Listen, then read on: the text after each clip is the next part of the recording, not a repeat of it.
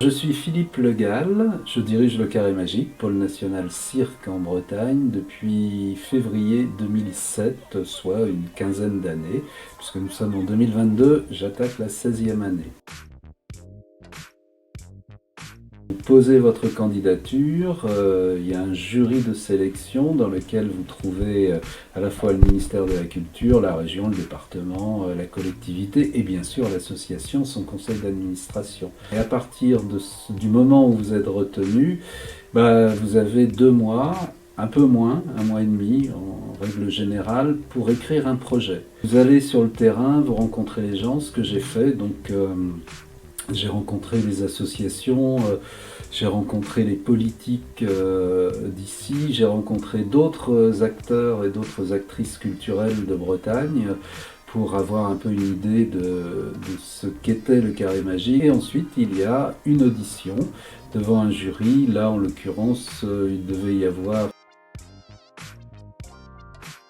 le plus palpitant, le plus excitant, c'est de croiser des artistes et de dire et d'imaginer avec eux leurs projets, ou en tout cas d'être séduit par leurs projets et de se dire bon, on va y aller, on va les accompagner, d'entretenir ce dialogue. C'est pas juste dire ok, on vous accompagne, on vous aide financièrement, c'est ça, bien sûr, mais c'est aussi être en dialogue, en interaction, et ce qui est le plus passionnant. Après, c'est aussi une économie, c'est aussi une responsabilité, c'est penser la diversité pour le public.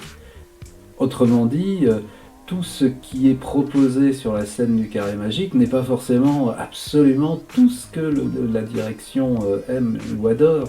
Il faut faire plaisir au public, au public au pluriel. Il y a aussi cette volonté de penser et de parler pour le plus grand nombre.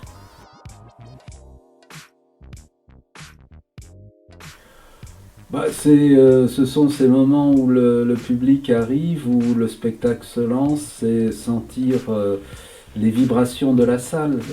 Comment dire, il y a une tension et on se dit que c'est gagné quand on sent que le public est complètement absorbé par le spectacle. Et là, c'est un moment où on se dit ok, c'est bien, c'est juste. Ce sont les moments clés, comme c'est aussi un vrai plaisir de découvrir d'avoir réussi à convaincre des spectateurs, notamment des jeunes spectateurs, de venir voir tel ou tel spectacle, à la sortie du spectacle, de voir qu'ils ont été conquis. Et là, on se dit, bon, voilà, je ne fais pas ce métier pour rien. C'est important. Oui, on se dit que là c'est fantastique. Il y a quelque chose qui se joue sur l'interrogation. L'art n'apporte pas de réponse. Il pose des questions. Mais pour être pertinent, il faut bien qu'il y ait une personne en face. Donc c'est là l'enjeu. Provoquer la rencontre, qu'elle ait lieu et qu'elle donne envie à d'autres de venir, de revenir et que ça se répande. C'est essaimer pour un meilleur pour tous. Aujourd'hui, la communication numérique est importante. Il n'y a pas que ça, il y a aussi la rencontre tout simplement. Donc c'est un peu, c'est à la fois par le biais du monde enseignant, enseignés sont dans le même bateau si je puis dire. C'est aussi à partir des sujets, essayer de sortir, de faire ressortir telle ou telle thématique qui peut être un point d'accroche. À chaque fois, on essaye de trouver un fil qu'on va dérouler et aller à la rencontre. Mais moi, au-delà des réseaux sociaux, peut-être est-ce une question de génération, je pense que c'est aussi dans le dialogue et dans la rencontre que les connexions peuvent se faire.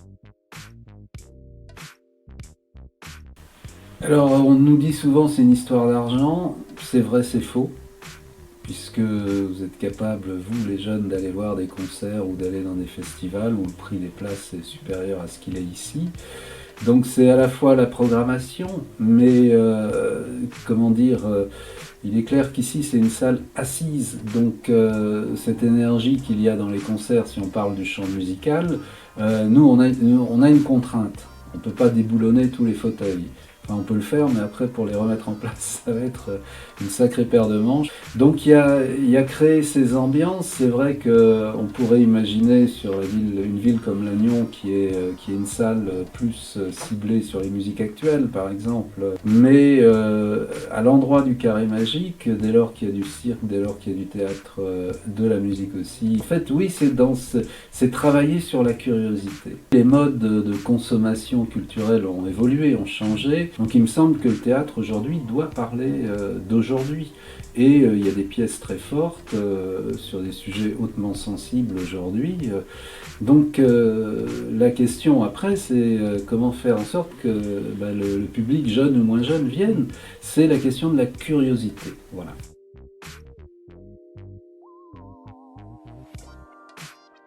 Ah bah, comme ça de prime abord, c'est oui, pourquoi pas. Enfin moi j'y suis d'une certaine manière complètement favorable et ouvert. C'est-à-dire que si demain un groupe de jeunes étudiants me dit voilà on a envie de vous proposer une saison ou une fois par mois ou une fois par trimestre des scènes ouvertes, slam, rap ou autre, moi je dirais très simplement banco.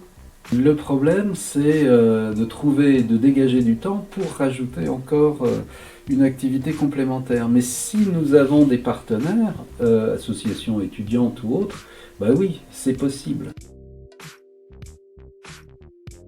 On considère que on veut ouvrir justement les portes, qu'on veut aller plus loin, bah oui, oui, bien sûr.